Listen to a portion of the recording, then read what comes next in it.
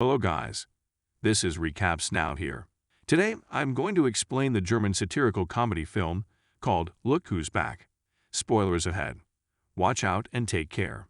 The film begins with a scene where we see that the Second World War has started in the city of Berlin, Germany, and Hitler is discussing about the war and the Nazis with his coach. Hitler tells his coach about how he does not like the greeting mannerisms of the Nazi people. He changes the old saluting style of the Nazis. As the scene shifts, we see that Hitler is unconscious, and when regains composure, he finds himself in the middle of a jungle. When he looks up, he doesn't find any enemy aircrafts in the sky. Seeing this, he assumes that the enemies must be resting. When he as engrossed in his thoughts, a ball comes, and we see it stop near him. As soon as he gets out of the jungle, he notices a building where some children are playing, and he says to himself that these kids are the future of the nation. In the meantime, we see that the children come to him and ask for their ball. After seeing him in a poor state, they ask him about it. Here Hitler asks them about a Gerhard state. Meanwhile, we see a journalist named Fabian record the football match being played among the children. In this video, we see how Hitler's face is also captured. We then see Hitler putting his cap on and heads towards Gerhard state. As soon as he walks across the road, all the people were surprised to see him. The public was asking him for photos. All this while Hitler was amazed with the new inventions. Actually, he was comparing the then current situation with the one that was shown at the beginning of the movie. Now we see him noticing a modern car and admire it and reminds himself of how he had not seen such a car in his life. He then questions himself whether he was in a comatose state or has he really missed a victory. Hitler then understands that he was not in the know of whatever was going on, and thus he acquired information. He asks about the location of the place from a local resident, but the man doesn't answer him and started taking pictures. After this, we see Hitler notices a lady who was talking in German on the phone. Hitler goes to her quickly, but she, being afraid, sprays into his eyes. Hitler then goes to the newspaper shop while still being in pain.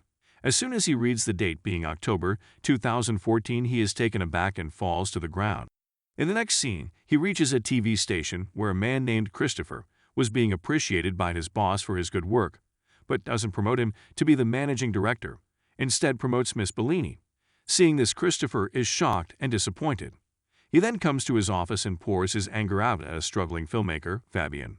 Fabian tries to convince his boss about the fact that he would work hard, but it was all in vain, and Christopher's guards send him outside.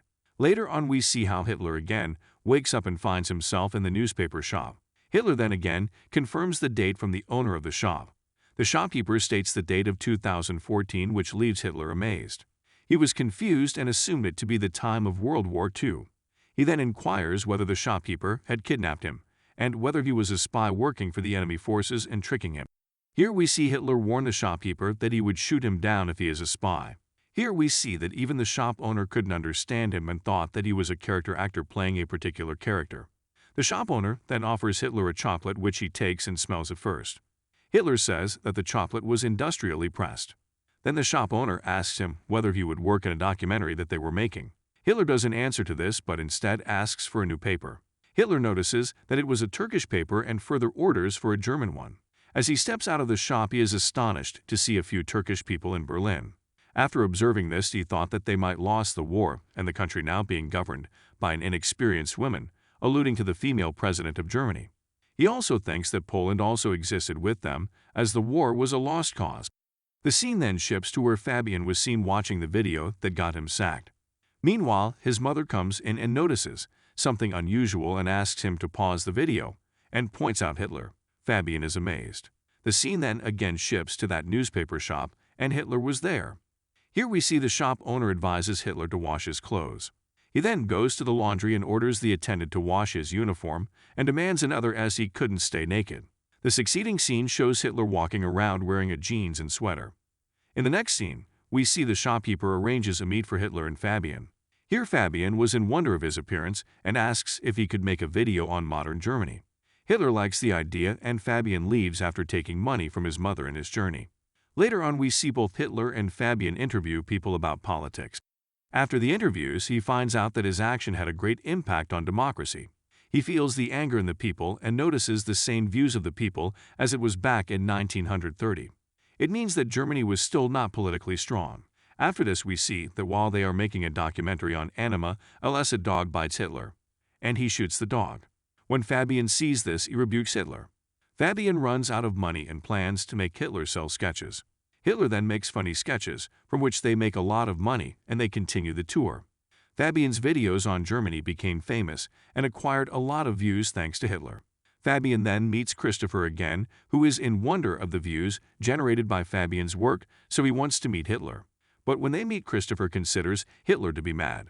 Chris is about to tell Fabian to get lost with Hitler when Hitler meets Bellini and offers to save Germany. Bellini agrees to it and hires Hitler and tells Christopher to arrange a show for Hitler. Christopher broadcasts a sarcastic show for him. But when Hitler spoke, everyone was impressed and the show becomes a hit. After his plan fails, Christopher is extremely angry.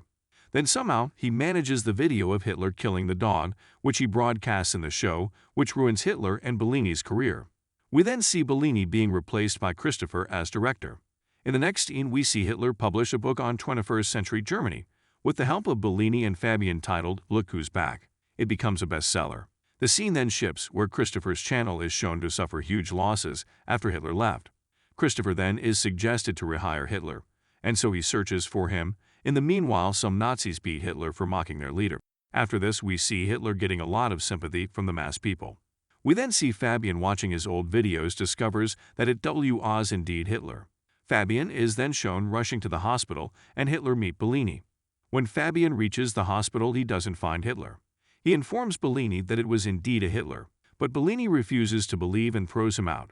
Fabian escapes and reaches the studio, and here he points a gun at Hitler and rebukes him to be a monster. Hitler then says a monster Germany has chosen. He questions Fabian that if he was a monster, why would people choose him?